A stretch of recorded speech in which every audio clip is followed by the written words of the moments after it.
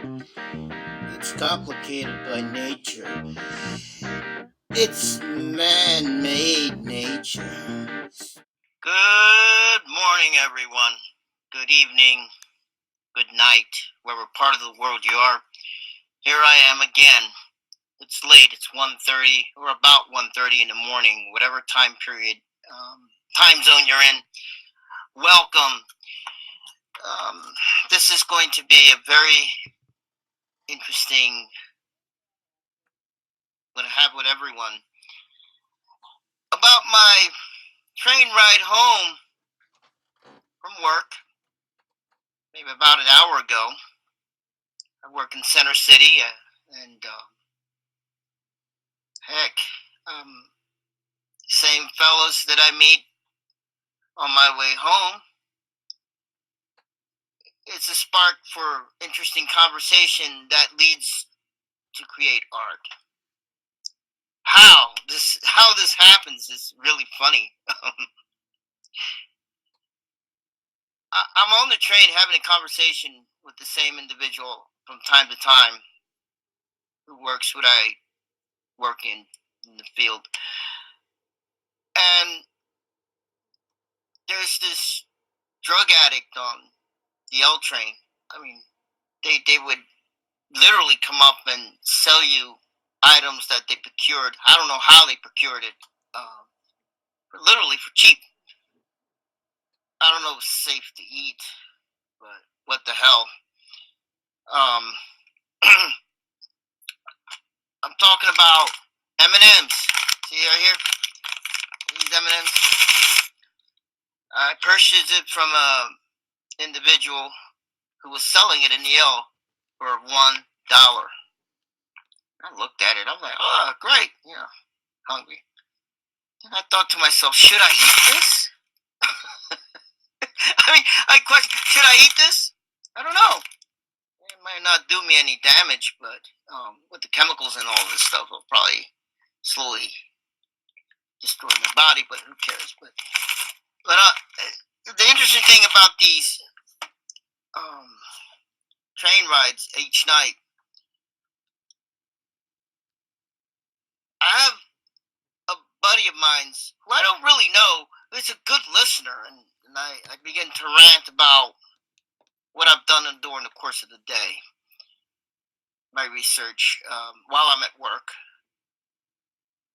And I slowly discovered how to better the image quality for my HBO shows. Not HBO, I mean Facebook Live show. What the hell am I saying? Maybe I'm real tired. Maybe the snow earlier today had something to do with that. But I believe as a creative individual, we have to look at everything, not just something that's being created on the piece of paper, but that's also been spoken. But I see these characters every day. It makes me wonder what got them there. What kind of insanity led them to that type of addiction to chemical substances that they literally are a slave to fulfill their satisfaction, whatever it is. Recently, I saw a YouTube video on Jamie Lee Curtis, and she was addicted to Adderall. And it's just, what? Jamie Lee Curtis? Adderall? Really? And she talks about how she had a surgery done and she was very cautious about it after she had conquered the addiction. But after all these years, she just brings it out to light. Going back to the L train, I'm talking and having a good conversation with the person next to me. And there's a guy behind him. We're like 3 seats. I'm in front. He's behind, and there's another person. I mean, literally asleep. Then, for some reason, I have a pronounced voice. I might have been broadcasting to many people, talking about people are actually listening to what I'm saying on this train, which is remarkable. And towards the end of the train ride, the guy gets up and I'm talking, and I feel somebody tap my shoulder, and I look up and say, "What's the matter?" He said, "Do you have anything?" I said, "What are you talking about?"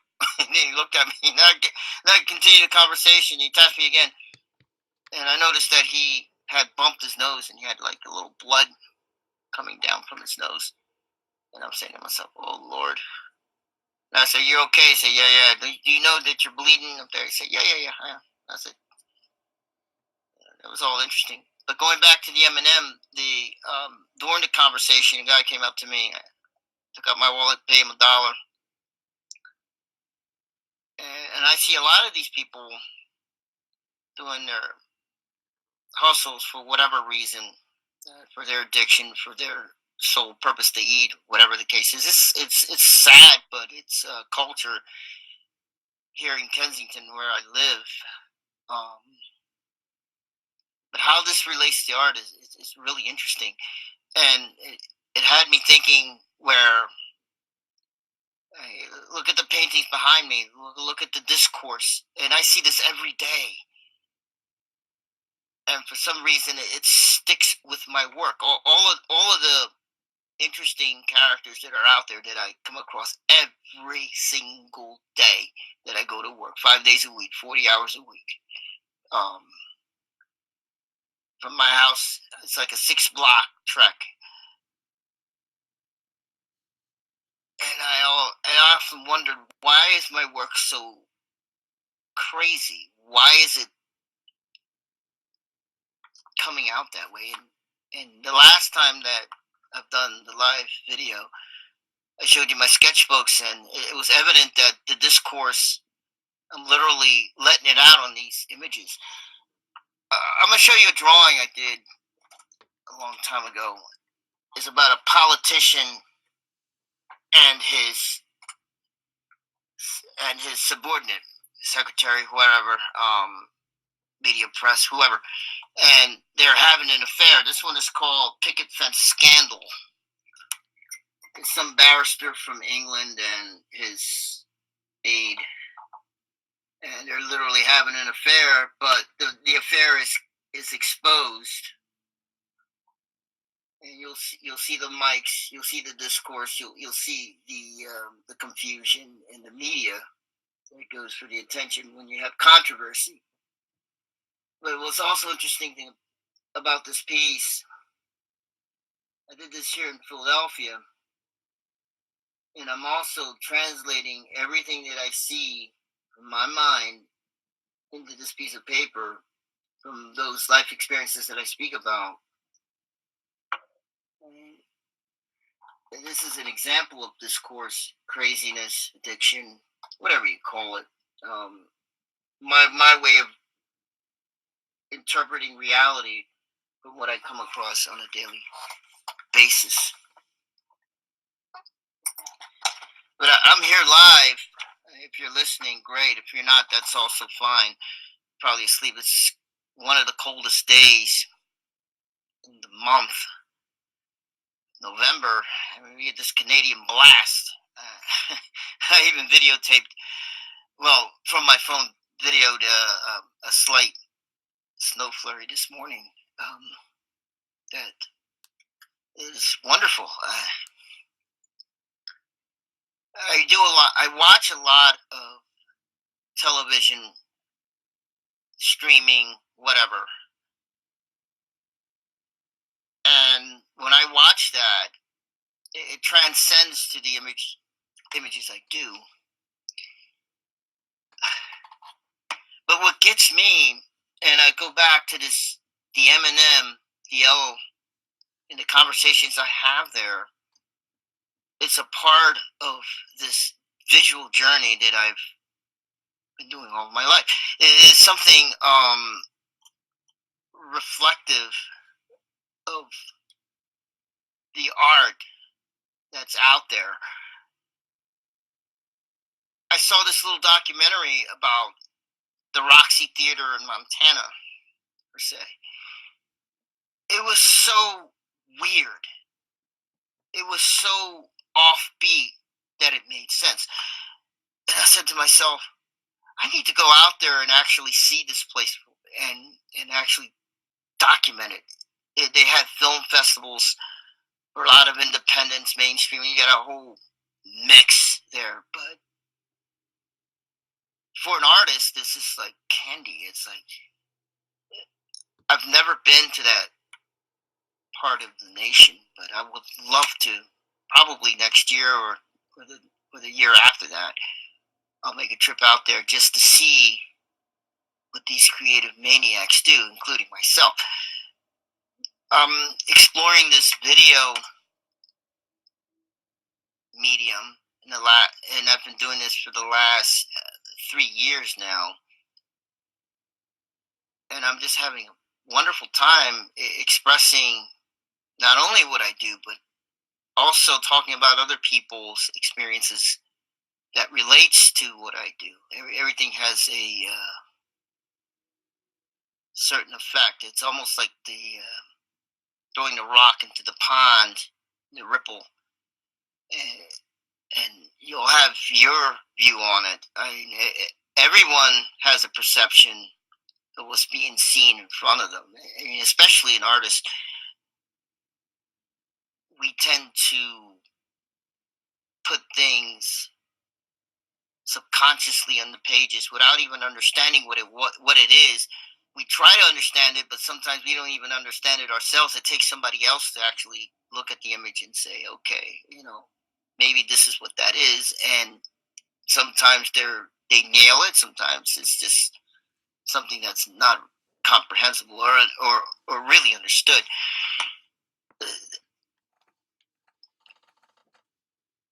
I live in a region in Philadelphia called Kensington, and I see this depression all the time. And I'm not a depressed person. I'm actually a really happy person. Sometimes I get frustrated, but whatever. I mean, but what's intriguing? It's almost like the HBO series Deuces, the Deuces. If you haven't seen it, I would recommend that you see it. It's not as severe as Times Square is back in the 1970s, but you do get to see some really, I mean, messed up stuff. It would just make you wonder why you live there. But you have this whole gentrification thing going on, where the house that I'm mortgaging right now, where they actually planted trees in the last decade. I was like, wow.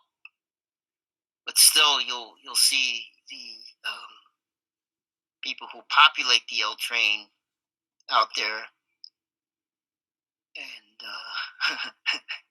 if you ever ridden the L in Philadelphia, you'll know what I'm talking about. I mean, you'll see the caravan of drug addicts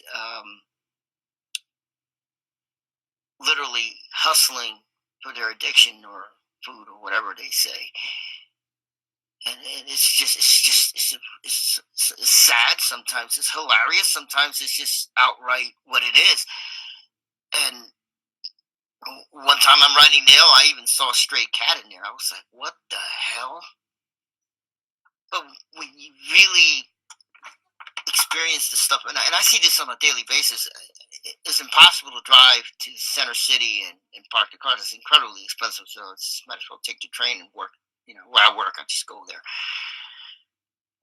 and see these incredible situations on a daily. I swear, on a daily basis, I see the same people out there, and literally that morphs into my drawings and the expressions that I put out there. Maybe this could be interesting for someone who's never been here, or somebody that would like to experience it, but you'd have to be cautious because someone is going to try to swindle you for everything you have. They could, to support their narcissist ways or deranged, or they just can't help it. They're just that way. I cannot judge no one because I don't wear their shoes, but I see that all the time. At one time, I used to frequent a bar there called the Jack's Famous Bar. And, it's the type of people that would go in there was just amazing. It was almost something out of a movie. But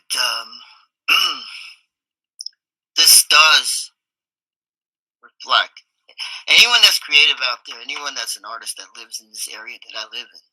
I can guarantee you this is a source of inspiration. I mean, it's like from Spock's Star Trek 4. I mean, there are a lot of people using colorful metaphors, even me. Sometimes, I mean, I walk out of the L and there's somebody blocking the exit. And it's just frustrating. I need to get home, but there's somebody there. And I literally cursed that person out. The person was just looking at me like I was crazy. I said, I wanted to go home. I didn't want you to block my passage out. But that's a common trait over there, especially on Allegheny Avenue. And I'm 6 blocks away from there. I don't know what kind of experiences anyone from Philadelphia. I see Robert and Anthony here. How you doing, folks? I mean, you would probably have stories to tell us as well. I mean, Philadelphia, it's changing. I've seen meter maids were confined to Girard Avenue or Center City. They're out here now. You're getting tickets. If you drive, you know what I'm talking about. I had a few of them already. Getting haircuts, seeing the local attitude of the inner city is quite an intriguing thing. I lived in the inner city most of my life. I know what this is about. I mean, I traveled to other places, but generally, my source of creation is right here in the studio here in Kensington, in Philadelphia. I'm proud to live here because for an artist, it's very difficult to sustain. But I managed to sustain. And that's it. I'm gonna keep this short because I've been talking for about almost 20 minutes now, and I just wanted to express my Eminem and L Train and drug addicts. It's a definite fact now. I don't know how that's going to be in the next 5, maybe 10 years because there's so much construction going on all along Frankfurt Avenue.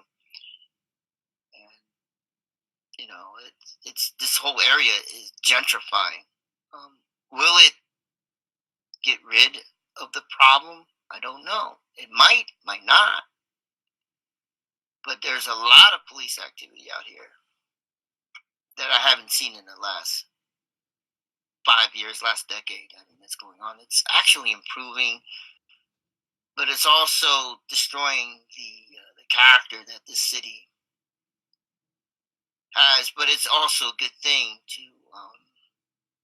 improve upon as people. But listen, everyone that has stayed and listened to me for this long, thank you so much. I'm going to call it a night. If you wish to see this video, just play it back. And I'm going to do a YouTube video with this. I'm going to re-edit it and add some interesting pictures that I've taken while I was driving under the L. I mean, and talk about that. Okay, listen, it's been real. Thank you so much. Have a good night wherever